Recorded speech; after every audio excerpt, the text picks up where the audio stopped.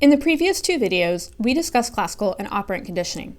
Behavioral psychologists like B.F. Skinner, John Watson, and others believed that all human behavior could be explained with these two simple processes.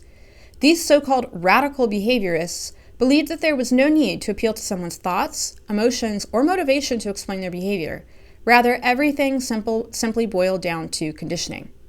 In fact, John Watson was so bold as to claim that he could use conditioning principles to shape any person to be anything Watson wanted him to be, as you can see here from his famous quote, "Give me a dozen healthy infants, well-formed, and my own specified world to bring them up in, and I'll guarantee to take any one at random and train him to become any type of specialist I might select. Doctor, lawyer, artist, merchant chief, and yes, even beggar, man, and thief, regardless of his talents, penchants, tendencies, abilities, vocations, and race of his ancestors." Wow, pretty audacious of you, Watson. Obviously, today we know that radical behaviorism is a rather limited view. However, it was the dominant perspective in psychology for several decades, and it wasn't really until the 1970s and 80s that researchers began to push back against this position. Certainly, classical and operant conditioning forces are real, and they have real effects on our behavior. However, they're also not sufficient to explain the full spectrum of human experience. For instance, research from self-determination theory has shown that people can be intrinsically motivated to do certain behaviors for no other reason than that they simply enjoy them. For example, do you have a particular hobby for which you do not get paid, but that you enjoy doing anyway? Maybe you play a sport, a musical instrument, or enjoy painting or crafting. If you do so in the absence of any tangible external reinforcements, like getting paid or having something to put on your resume, then radical behaviorism would have trouble explaining this kind of behavior. Another important point that radical behaviorism often misses is that humans are deeply social in nature. Often, the kinds of rewards and punishment that we find most powerful are not the tangible rewards like getting money, but rather the social rewards like others' friendship and approval. Albert Bandura was a psychologist who was interested in how our social context shapes our learning. He was critical of radical behaviorism and believed that people are active agents with thoughts and motivations that can influence their behavior in their environment, just as much as their environmental rewards and punishments can influence them. Bandura introduced the concept of observational learning, the idea that we can learn simply by observing others without directly experiencing any kind of reward or punishment ourselves. For example, if you had siblings growing up and you saw one of them getting in trouble for doing a particular behavior, like maybe saying a bad word, do you think you would also know that you shouldn't do that behavior either, or else you might also get in trouble with your parents? That's the basic idea behind vicarious punishment and vicarious reinforcement. That is, simply seeing someone else be either rewarded or punished for their behavior is sufficient to influence our own behavioral choices as well. After observing the consequences of someone else's actions, we can form a mental expectation of what will happen to us if we do the same thing. On its face, vicarious punishment and reinforcement might still seem to have a lot in common with radical behaviorism because we're still talking about rewards and punishments here.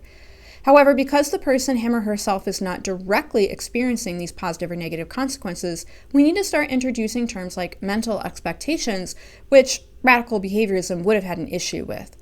Moreover, the problems with radical behaviorism go even deeper than that because people sometimes naturally imitate others' behavior even if that behavior isn't being rewarded in any way, and this is called modeling. For example, my mom has a pillow at her house that says, "Mirror, mirror on the wall, I am my mother after all." My mom and I chuckle about it sometimes because, especially as I've gotten older, we can identify many ways in which we're pretty similar. It's likely that I've learned to imitate several of her mannerisms simply by observing her for many years in my life. If you notice that you imitate certain friends or family members and the kinds of things they typically say or do, you've also seen the power of modeling and observational learning in your own life. In the early 1960s, Bandura conducted a now famous series of studies testing his ideas about observational learning. In particular, Bandura was concerned about children learning to imitate aggressive behaviors after watching violent content on TV. This was the 1960s, so violent content then might seem relatively tame by today's standards. However, many kid shows at that time did depict superheroes fighting would-be criminals, and Bandura was concerned about what effect this might have on young, impressionable kids. To test his ideas about observational learning and the modeling of aggressive behavior in particular, Bandura had kids come into the lab and watch an adult actor behave aggressively with a toy called a Bobo doll. A Bobo doll is an inflatable clown toy that is specially weighted so that it will always return to an upright position even if you hit it or try to knock it over. In one of Bandura's studies, kids watched a recording of an adult actor hit the Bobo doll with a mallet and talk meanly to it. Kids were also randomly assigned to see one of 3 different consequences for this behavior. The adult was either praised for playing aggressively with the Bobo doll, punished for playing aggressively, or received no consequence. Next, the kids were led into a playroom with different toys, including the Bobo doll. The kids were allowed to free play, and Bandura watched and recorded their behaviors. Here's what Bandura found. Kids, especially girls, who watched an adult actor be punished for playing aggressively with the Bobo doll were less likely to then play aggressively with it themselves. Remember, this is the idea behind vicarious punishment. However, notice that there's no real noticeable difference in how aggressive kids were when they watched an adult actor be rewarded for playing aggressively versus simply watching the adult model this behavior without any consequence. In other words, simply observing an adult perform a behavior is enough incentive for children to try modeling that behavior themselves, even if they don't necessarily believe they'll be rewarded for it in any way. By the way, separate control conditions confirm that kids who did not watch an adult model aggressive behavior with the Bobo doll were unlikely to play aggressively with it themselves either. Notice that this is, again, a bit of a problem for the radical behaviorism perspective. Even in the absence of any kind of reward or punishment, whether direct or vicarious, people still seem to be naturally motivated to imitate other people. In fact, we now know that social mimicry is a very common phenomenon whereby people naturally and unconsciously mimic others, including things like another person's posture or vocal tone, etc. For example, I heard a story once of a woman who, after surgery, was unable to speak at a normal volume for a time. Instead, she could only whisper. She noticed that others around her frequently would whisper back, even though there was no need for them to. In fact, we may be wired to mimic others at a very basic neurological level. Researchers have discovered that we have so-called mirror neurons, neurons that fire both when we do a particular behavior and when we simply observe someone else performing that same behavior. Mirror neurons are a relatively recent discovery, and their exact function is still being debated. For a video that explains mirror neurons in more detail, and some of the recent research surrounding them, you can check out the supplemental video on Canvas. Additionally, for more information on the Bobo doll studies and on observational learning in general, you can check out the supplemental crash course video on Canvas as well. So what about Bandura's initial concern about children modeling aggressive behavior? Should parents be concerned about their kids consuming violent content in the media? It turns out that's still an ongoing debate in the field of social psychology. There does appear to be a pretty reliable correlation between consuming violent media and aggressive behavior. However, remember that correlation and causation are not the same thing. First, it's possible that reverse causality could be at play.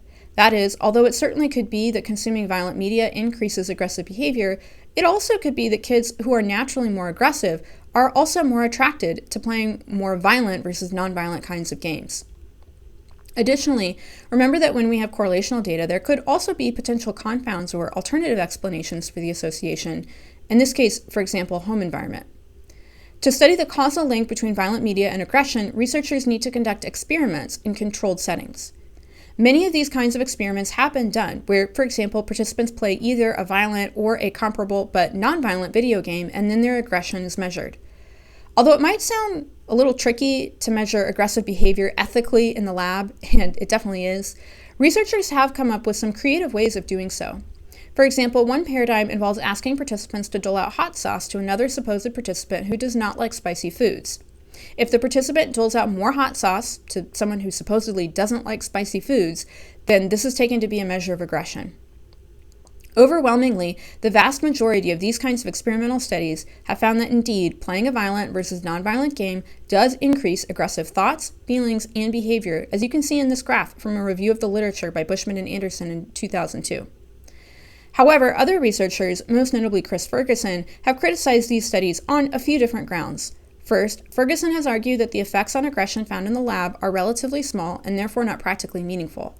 Second, he's argued that the somewhat artificial environments created in these lab settings don't map on well to, quote, real life. Therefore, Ferguson has argued that findings from these lab studies can't be generalized to real-world settings. Regardless of your position on playing violent video games, the research does seem to be clear that modeling and observational learning are pretty powerful. Especially if you are ever in a position to be a caretaker or parent of a young child, it's important to remember that the way that you model things like speaking to others, handling frustration, etc., are likely to be copied by your little one. As best you can, set an example to others that you yourself would want to follow.